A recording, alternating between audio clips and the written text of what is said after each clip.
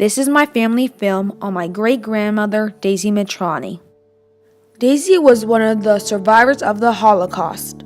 She resisted the Nazis and she survived the war. By waking up every morning and still having hope that everything will eventually be okay, she is resisting. On 1925, in Bulgaria, Plovdiv, a place just a little south of the capital, Sofia, a young child was born. This child's name was Daisy. Daisy grew up in Plovdiv with her two parents, Rachel and Yosef. They were an upper-class family living in a 3-story building. The address of the house was Przal Street, 14. The bottom floor is where her father sold fabric to clients. The middle story is where the 3 of them lived, and the top floor was for renting. At the age of 6, Daisy's sister, Lidie, arrived into her life. Although they were Jewish, both the children grew up in a happy and lovely town where they had many friends and went to a prestigious French school run by nuns. In 1942, when she was 17, the Bulgarian government allied with Hitler and the Nazis. From this alliance, restrictions were made to the Jews. These were called the Nuremberg Laws. The Nazi-run government was required to restrict the Jewish population and made sure that Jewish families did not have many children. All Jews were required to wear a star on their clothes when they were in public. This identified them as Jewish. All Jewish children were kicked out of schools.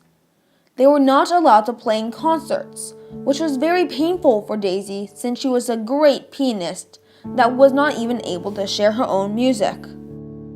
They even made Jewish families have curfews and were required to be home at a certain time. For all of these new rules, if broken, there will be a severe punishment. That year was very scary for both children and the adults. Soon after those new rules were forced, all Jewish store owners were required to close down their stores. Her dad was forced to give up his fabric business. All the men were being deported to work camps, even though Germany wanted them to be transported out of the country to death camps, since there was none in Bulgaria. The Eastern Orthodox Church made sure they would not leave the country. Daisy's father, Yosef, went to the camps and made trade tracks and trenches for the soldiers. When Yosef was gone, Daisy, her little sister Lydia, along with Rachel, moved in with my great-great-great-grandmother, Anna.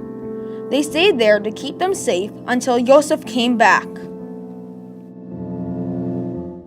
Through connections, Yosef was released and protected from the Nazis, and Daisy was able to see her father again. Even with the protection, the family was still not safe. Since Yosef was a Czechoslovakian citizen, it made the rest of the family the same citizenship. There were no foreigners allowed in Bulgaria with the alliance with the Nazis.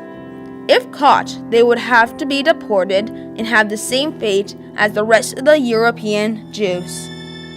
They were cautious and scared about being deported, but they had one friend who they could rely on.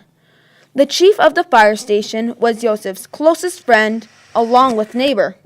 He allowed them to stay in an underground room at the fire hall when they felt it was necessary for them. He guaranteed their safety as much as he could. There were many acts of kindness. All the neighbors in the neighborhood were kind to them, even though, if caught, they would have been punished horribly.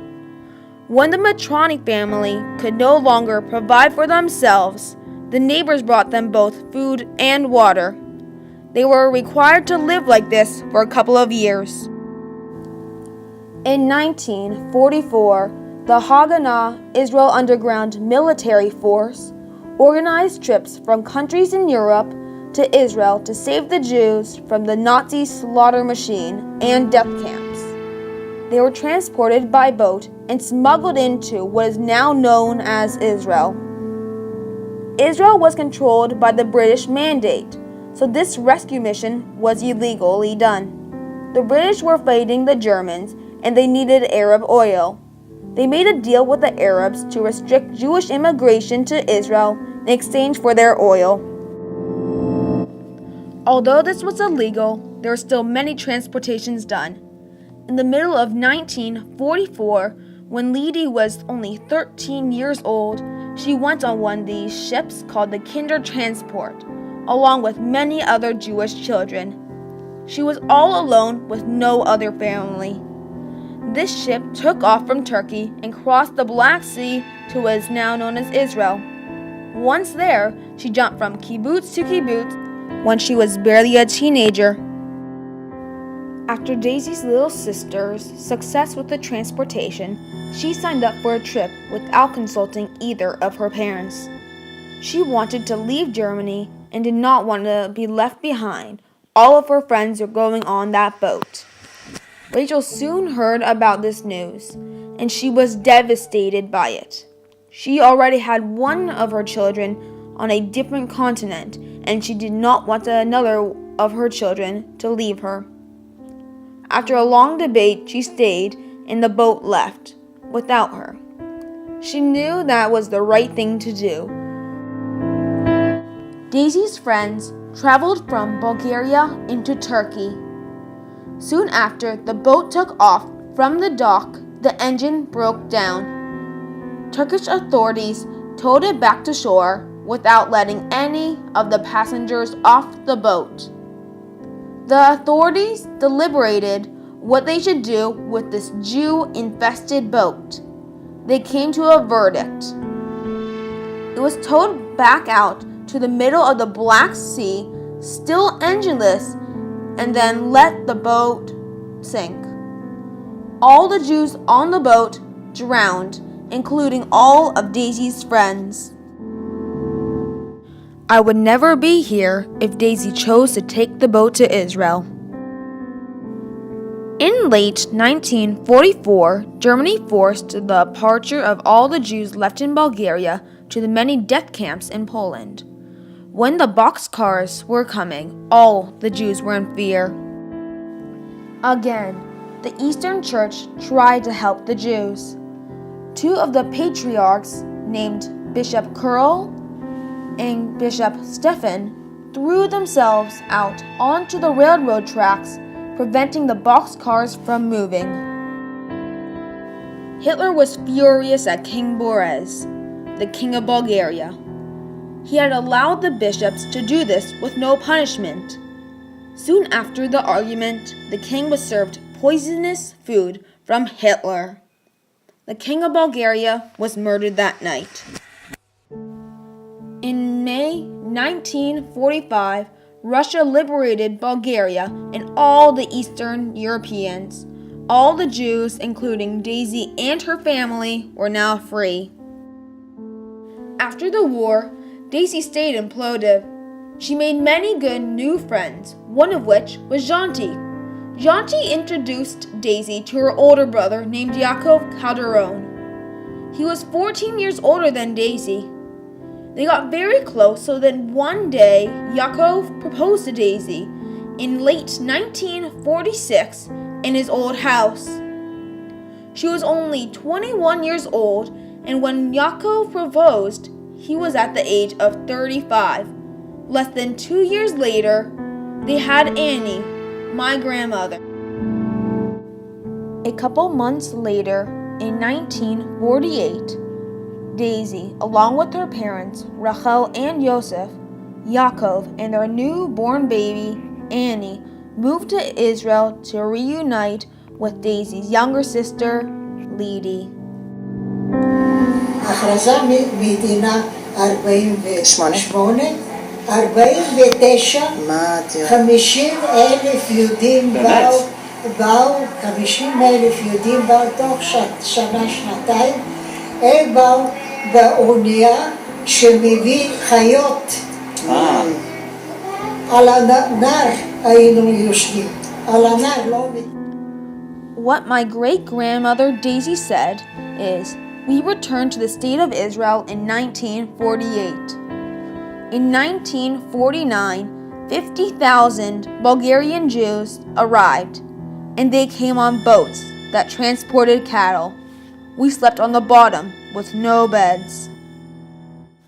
After the long boat ride, the family settled down in a town called Bat Yam, along with the other 50,000 Bulgarian Jewish immigrants.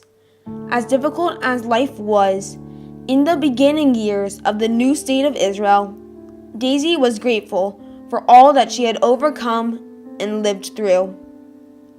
When they were settled, they even had a second child, named Rami. Lidi also married and had 3 children of her own. Her oldest was a fallen soldier in the Yom Kippur War in 1973. On December 1st, 2015, Daisy died at the age of 90. May her memories always be but a blessing. This is my family film on my great-grandmother, Daisy Mitrani.